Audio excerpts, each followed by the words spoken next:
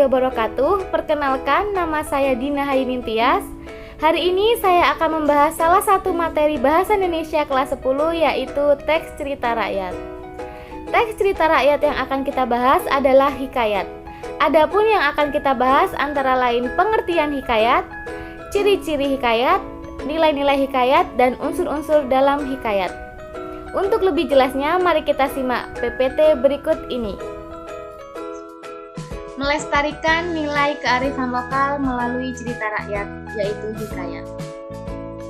Hikayat diturunkan dari bahasa Arab yang memiliki arti cerita, kisah, dongeng-dongeng, dan dari kata kerja halka yang berarti menceritakan atau mengatakan sesuatu kepada orang lain. Pengertian hikayat. Hikayat merupakan cerita Melayu klasik yang menonjolkan unsur penceritaan berciri kemustahilan dan kesaktian tokoh-tokoh. Dalam bahasa Melayu, hikayat berarti cerita kuno, hasil rekaan, berbentuk prosa, dan cerita yang pernah terjadi merupakan sejarah atau riwayat. Ciri-ciri hikayat yang pertama adalah kemustahilan.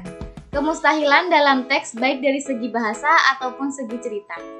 Kemustahilan berarti hal yang tidak logis atau tidak bisa dinalar. Yang kedua, kesaktian.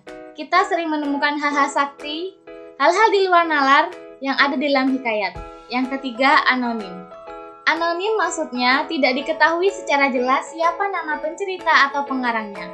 Hal tersebut disebabkan karena cerita sering disampaikan secara lisan. Yang terakhir adalah istana sentris.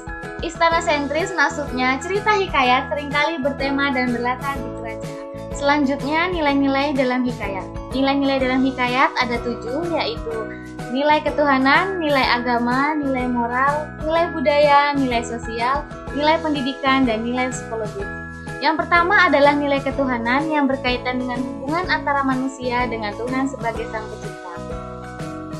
Yang kedua adalah nilai agama. Aturan-aturan terkait dengan hubungan manusia dengan Tuhannya. Yang ketiga adalah nilai moral, yaitu hubungan yang menyangkut masalah baik buruknya, sopan santun, etika antar manusia. Yang keempat adalah nilai budaya, yaitu merupakan masalah adat istiadat, bahasa, ataupun kepercayaan. Selanjutnya adalah nilai sosial, merupakan masalah antara manusia dengan manusia lainnya dalam kehidupan sosial.